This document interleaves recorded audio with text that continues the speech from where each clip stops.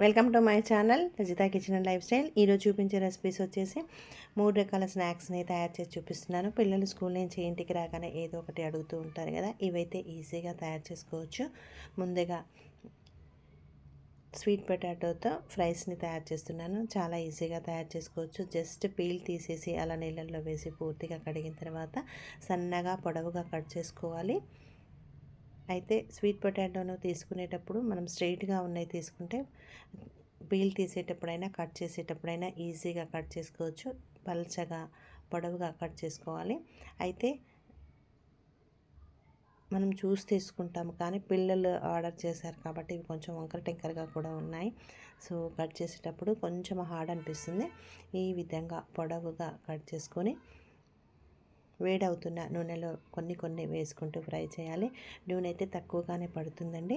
అయితే ఇక్కడ మనము పొటాటోస్ని వేయించిన తర్వాత నూనె మళ్ళీ పనికిరాదు, అంటే ఒకసారి యూజ్ చేసిన నూనెని మళ్ళీ వాడాం కాబట్టి ఇదే నూనెలోనే నేను మొక్కజొన్న ఫ్లేక్స్ని అండ్ పల్లీలను కూడా వేయించుతున్నాను. ఇలా 3 రకాల స్నాక్స్ని అయితే తయారు చేస్తున్నాను. ఇవి ఈజీగా తయారు చేసుకోవచ్చు కాబట్టి ఇలా ఒకదాని తర్వాత ఒకటైతే ఇలా ఫ్రై చేసుకుంటే సరిపోతుంది. ఈ విధంగా ఈ కలర్లోకి వచ్చిన తర్వాత స్వీట్ పొటాటో ఫ్రైస్ని ఒక జల్లీలోకి తీసుకొని నూనెంతా పోయిన తర్వాత ఒక బౌల్లోకి తీసుకోవాలి. ఇవి పూర్తిగా చల్లారనివ్వాలి. ఇవి చల్లారేసరికి కొన్ని పల్లీలను కూడా వేయించేద్దాం. పల్లీలని వేయించేటప్పుడు చిన్న టిప్స్తో వేయించితే క్రిస్పీగా వస్తాయండి. అయితే పల్లీలని నూనెలో వేసిన తర్వాత ఈ విధంగా కలుపుతూ మీడియం ఫ్లేమ్లోనే ఫ్రై చేయాలి.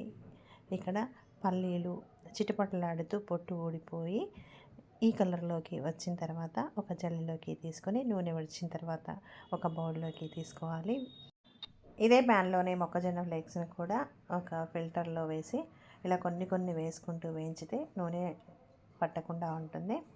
3 రకాల స్నాక్స్ని చేసి చూపిస్తున్నాను. అయితే ఇలా తయారు చేసుకునేటప్పుడు కారం కూడా ఒకేసారి కలిపేసి వీటికి పట్టిస్తే సరిపోతుంది. అదేవిధంగా నూనె కూడా వేస్ట్ కాదు.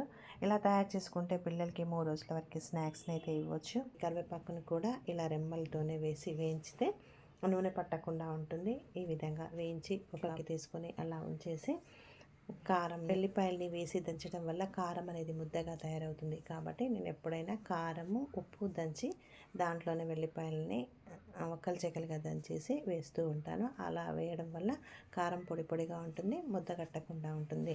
మనం తీసుకున్న ఐటమ్స్కి బాగా పట్టేస్తుంది. ఈ విధంగా మనకి కావాలనుకుంటే పల్లీలను కూడా యాడ్ చేసుకోవచ్చు. ఈ విధంగా కారము, వెల్లిపాయలు, కరివేపాకు ఒకదాని తర్వాత ఒకటి వేసి పూర్తిగా కలిపేస్తే స్నాక్స్ రెడీ. స్వీట్ పొటాటోలో ఉండే విటమిన్ అనేది కాళ్ళ మంటల్ని తగ్గిస్తుంది. అయితే ఎక్కువగా మనం ఉడకబెట్టుకొని తింటూ ఉంటాము. అప్పుడప్పుడు ఇలా ట్రై చేయొచ్చు. మేబీ పెద్దవాళ్ళు అయితే ఎక్కువగా పల్లీలనే ఇష్టపడుతూ ఉంటారు. కాబట్టి ఇలా కొన్ని పల్లీలని ఇలా తయారు చేశాను. అండ్ స్వీట్ పొటాటో ఫ్రైస్ అయితే చాలా బాగున్నాయి. మీకు నచ్చితే ట్రై చేయండి. లైక్ చేయండి, షేర్ చేయండి, సబ్స్క్రైబ్ చేయండి. Thank you for watching.